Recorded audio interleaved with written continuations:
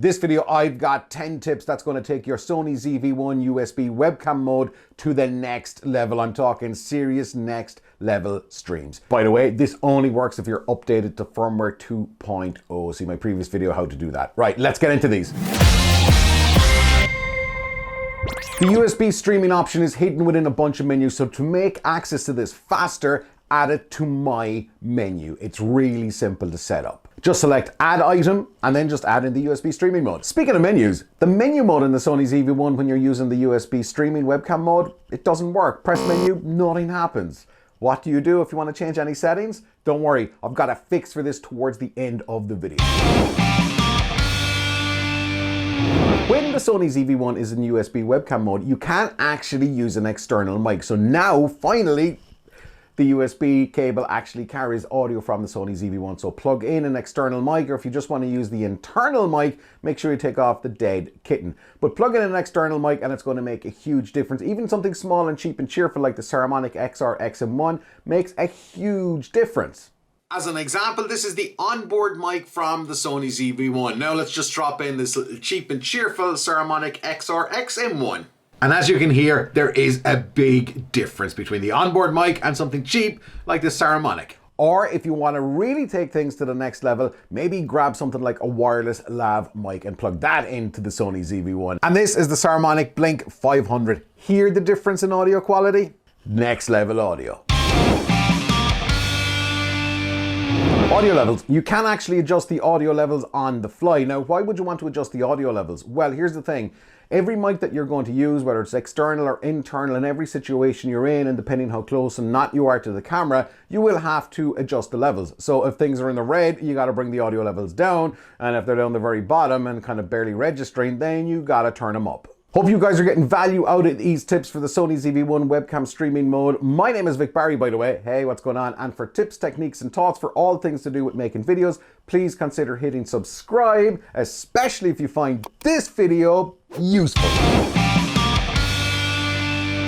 Most of us will have active steady shot enabled in the Sony ZV-1, especially if you're just out and about with the camera, so it's kind of easy to forget to turn it off. But if you turn it off when you're in webcam mode, then you're going to get a wider shot, and you don't really need active steady shot in webcam mode, right? Because it should be kind of mounted on a tripod because you're talking to the camera in most cases. Either way, turn it off.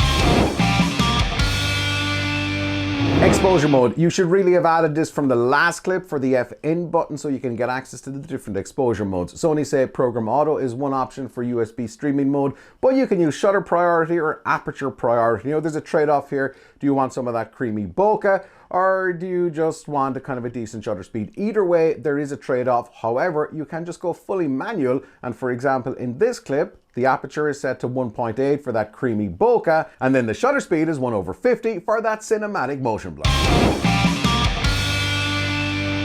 Lighting, I get it, not everybody has got lights, maybe you're just starting out. So what do you do if you want to light yourself from the Sony ZV-1 USB webcam mode? Well, here's a really cheap and cheerful tip. Chances are the Sony ZV-1 is going to be probably on top of your monitor, next to your computer, somewhere where you're next to a screen. Just open a blank Chrome tab, a new tab, so you've got a white screen, and that's gonna light your face. Not perfect, far from it, but hey, it's gonna light you better than nothing, so give it a go.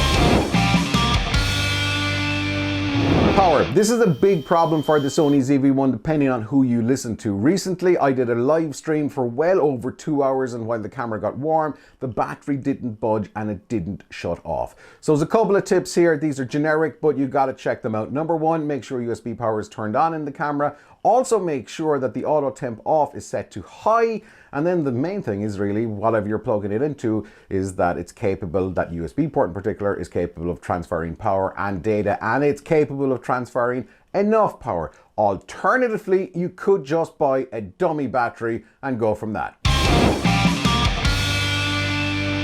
Even with the FN button, you should really add in the product showcase mode if you're actually going to be doing any kind of live unboxing, so you can hold whatever you're unboxing or whatever you want to show off right up to the Sony ZV-1, and because product showcase mode is on, it's automatically going to lock focus onto what you're holding up to the camera, which really takes your streams to a whole new level. Depending on the type of videos that you're making, it could be makeup or beauty, you can actually add the soft skin effect directly into the F-in button. So if you want some beautiful soft skin during a live stream, you can enable it. For me, I constantly leave that off because, I mean, look at this skin. Yeah, next tip.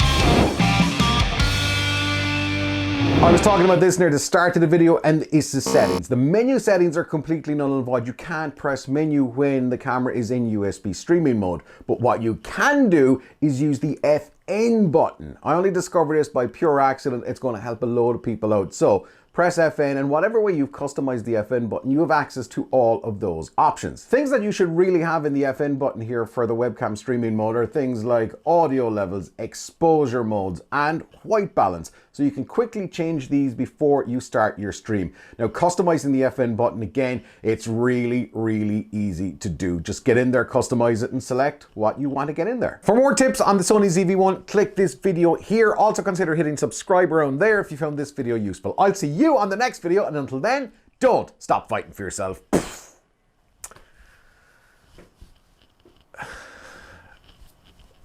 Got nothing.